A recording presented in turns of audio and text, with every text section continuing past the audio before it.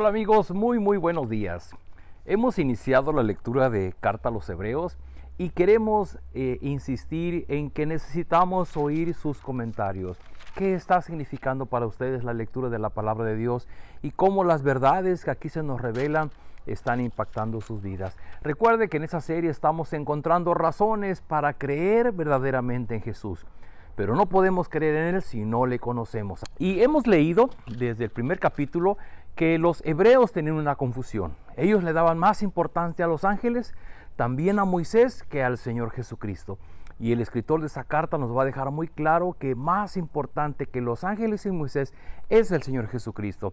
Y el día de ayer veíamos cómo comparativamente con el pueblo hebreo que estuvo en el desierto después de que salió de Egipto, cayeron en incredulidad, la gran falta, el gran pecado delante de Dios, dejar de confiar en Él, dejar de creer en sus promesas. Y hoy en el capítulo 4 tenemos lo siguiente, dice: cuidémonos por tanto, no sea que aunque la promesa de entrar en su reposo sigue vigente, alguno de ustedes parezca quedarse atrás, porque a nosotros, lo mismo que a ellos, se nos ha anunciado la buena noticia. Pero el mensaje que escucharon no les sirvió de nada, porque no se unieron en la fe a los que habían prestado atención a ese mensaje. En el capítulo 4 se va a hablar del reposo, el reposo de Dios.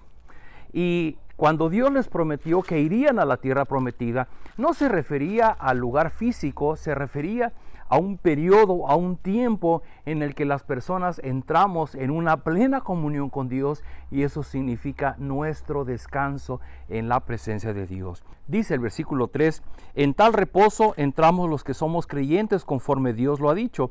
Así que en mi enojo hice este juramento, jamás entrarían en mi reposo. Esto es para los que habían sido incrédulos. Dice, es cierto que su trabajo quedó terminado con la creación del mundo, pues en algún lugar se ha dicho así del séptimo día, y en el séptimo día reposó Dios de todas sus obras. Y en el pasaje citado también dice, jamás entrarán en mi reposo. Nuestro Dios creó el mundo en 6 días y en el séptimo Él descansó. Y esta figura del día de reposo es una figura muy importante para los que somos, para los que creemos en lo que Dios está haciendo en el plan redentor. ¿Por qué? Porque el plan de Dios nunca fue que este mundo fuera nuestro lugar final, nuestro lugar para la eternidad. Él había diseñado crear un nuevo cielo y una nueva tierra en donde permaneceríamos delante de su presencia, y ahí sería el descanso, el reposo eterno nuestro frente a la presencia de Dios. Dice versículo 6, sin embargo, todavía falta que algunos entren en ese reposo, y los primeros a quienes se les anunció la buena noticia no entraron por causa de su desobediencia. Por eso Dios volvió a fijar un día, que es hoy, cuando mucho después declaró por medio de David lo que ya se ha mencionado. Si ustedes oyen hoy su voz, no endurezcan el corazón. Si José les hubiera dado el reposo, Dios no habría hablado posteriormente de otro día. Por consiguiente, queda todavía un reposo especial para el pueblo de Dios, porque el que entra en el reposo de Dios descansa también de sus obras, así como Dios descansó de las suyas. Esforcémonos pues por entrar en ese reposo, para que nadie caiga al seguir aquel ejemplo de desobediencia. Queridos amigos, el estar creyendo en alguien por encima de nuestro amar y nuestro querer al Señor Jesucristo, si nosotros tenemos más amor por alguien, si algo o alguien es más importante que el Señor Jesucristo, es una evidencia de nuestra falta de fe. ¿Por qué? Porque dice en Juan 3:16, de tal manera amó Dios al mundo, que ha dado a su Hijo unigénito, para que todo aquel que en Él cree no se pierda, mas tenga vida eterna. Y una persona que dice creer en Jesucristo, pero sigue creyendo además en otras cosas y coloca otras personas u otras cosas por arriba del Señor Jesucristo, lo primero que va a pasar conforme al capítulo 4 de Hebreos es que quedará fuera del día de reposo. Y dice la advertencia de Dios, así que en mi enojo hice este juramento, jamás entrarán en mi reposo.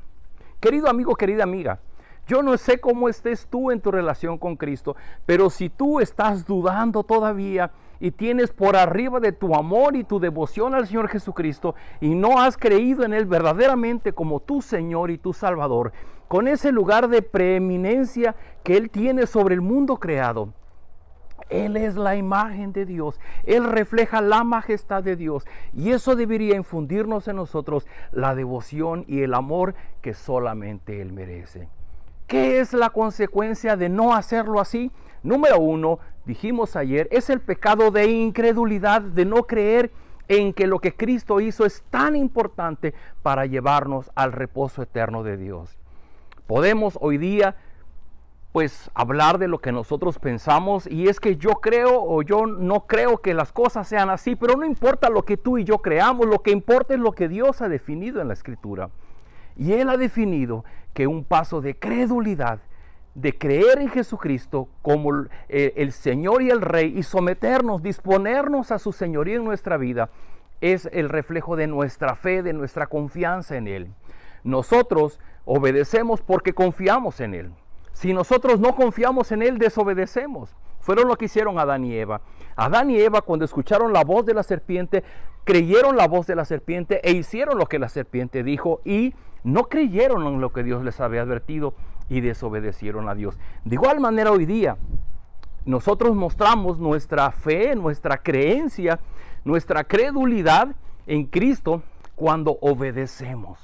No es que vayamos al reposo porque seamos obedientes, no. La obediencia es una consecuencia de nuestra fe puesta verdaderamente en Cristo.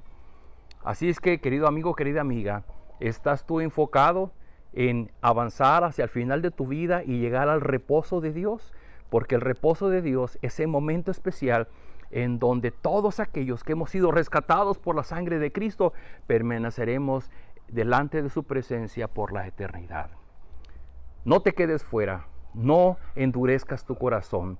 Ven al Señor Jesucristo, disponte, humíllate frente a Él, reconócele como tu Señor y Salvador y búscale para hacer su voluntad en tu vida.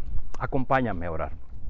Padre Celestial, yo ruego, Señor, que tu Espíritu Santo nos ilumine nuestro entendimiento, para que al comprender estas grandes verdades de tu palabra podamos creer, poner toda nuestra fe y nuestra confianza en la persona del Señor Jesucristo.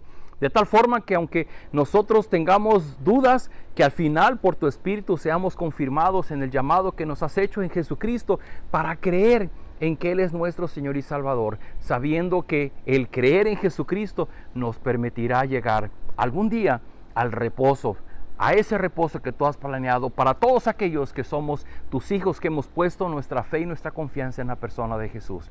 Te ruego, Señor, que en este tiempo tú confirmes el llamado, que tú pongas fe en nuestros corazones para que podamos estar enfocados, caminando conforme a lo que tú tienes planeado para nosotros. Todo esto lo rogamos en el nombre del Señor Jesús. Amén. Queridos amigos, esperamos sus comentarios. Allí en la quita hay comentarios de las redes sociales y nos vemos el día de mañana.